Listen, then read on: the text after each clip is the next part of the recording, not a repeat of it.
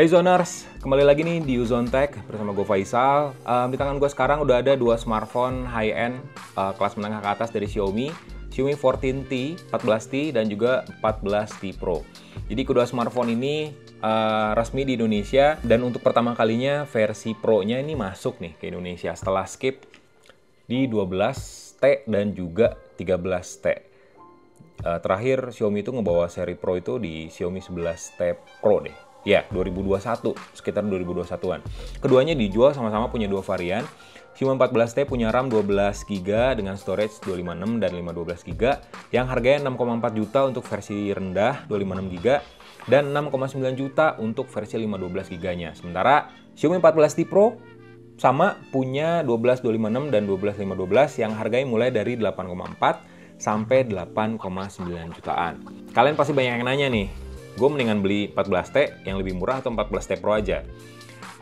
Jadi gue bakal sedikit bahas komparasi spek aja sih sebenarnya antara kedua smartphone ini. Jadi kalau ngomongin spek sebenarnya perbedaan signifikan antara keduanya adalah dapur pacu, itu yang pertama. Terus juga sistem kameranya. Hardware kamera dan juga prosesor dari kedua smartphone ini beda nih, sangat jauh malah. Sama ya, teknologi fast charging dari kedua smartphone ini. Kalau Xiaomi 14T Pro lebih ke arah-arah flagship sebenarnya. Desain, kita ngomong desain dulu.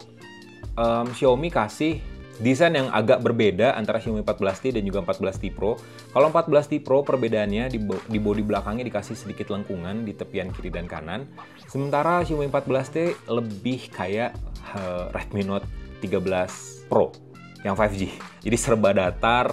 Bodi belakangnya juga dibikin menyiku, atau lebih kayak iPhone kali ya, atau mungkin kayak Galaxy S24 FE. Tuh, sama banget tuh, bener-bener datar, serba datar di bodi belakangnya, di pinggirannya, di sasisnya datar, serba datar. Sementara untuk Xiaomi 14T Pro di bodi belakangnya dibikin lengkungan, jadi lebih nyaman digenggam yang 14T Pro sebenarnya kalau ngejar kenyamanan.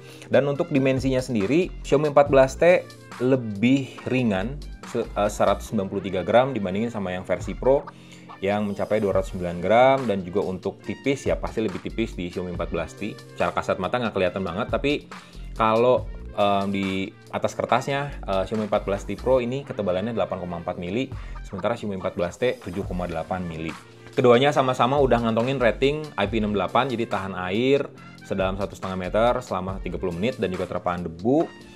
Di bagian layar sama persis, dia pakai Crystal Rest kalau disebut Xiaomi. Sebenarnya ini panelnya AMOLED, ukurannya 6,67 inci, resolusinya 1220p, jadi 1,5K.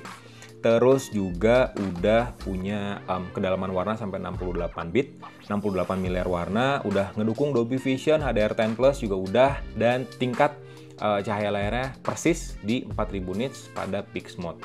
Jadi kalau pakai smartphone ini di outdoor, terus lagi terang-terangnya nih matahari, otomatis dia bakal ningkatin cahayanya sampai lebih maksimal lagi biar visibilitasnya jauh lebih enak pas kita pakai kedua smartphone ini. Keduanya juga udah berjalan di Android 14, HyperOS, AI sama, ada Circle to Search, terus juga fitur-fitur AI kayak Speech to Text, Summarize, AI Eraser untuk di galeri, terus juga ya video dan lain sebagainya. Ini ada semua di kedua smartphone ini. Kalian tinggal update aja sebenarnya. Dan yang jadi perbedaan signifikan adalah prosesornya nih. Jadi Xiaomi 14T Pro pakai MediaTek Dimensity 9300 Plus yang setara dengan Snapdragon 8 Gen 3. Sementara untuk Xiaomi 14T dia pakai Dimensity 8300 Ultra. Keduanya sebenarnya dibandingin sama seri sebelumnya ya peningkatan signifikan ya, naik satu level. Dan keduanya juga punya arsitektur 4 nanometer.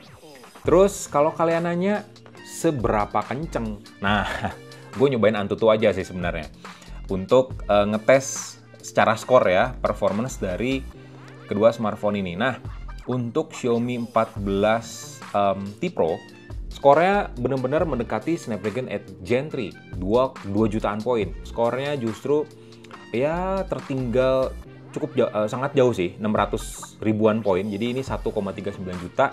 Tapi ya wajar juga sih, karena Dimensity 8300 Ultra itu memang masuk ke kelas high end. Jadi kalau ibaratnya Qualcomm itu kayak Snapdragon 7 Plus. atau ya Snapdragon 8 Gen 2 lah kalau untuk seri flagshipnya. Tapi ya untuk Dimensity 9300 Plus ya memang ini masuk ke seri yang flagship. Memorinya udah UFS 4.0, jadi keduanya sama persis. RAM-nya juga LPDDR5X, jadi sebenarnya punya hardware yang sama nih ya.